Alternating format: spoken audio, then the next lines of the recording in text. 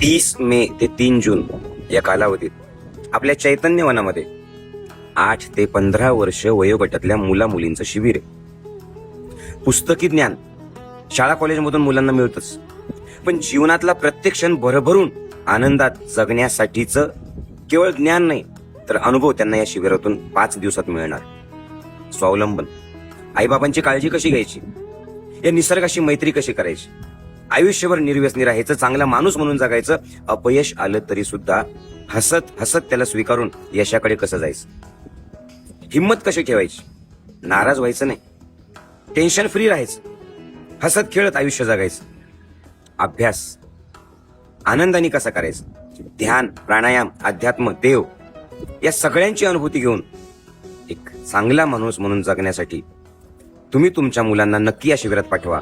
शिबिराची नोंदणी करण्यासाठी खाली दिलेल्या नंबरवरती कॉल करा, संपर्क करा आणि आजच आपल्या मुला मुलींची नोंदणी करा.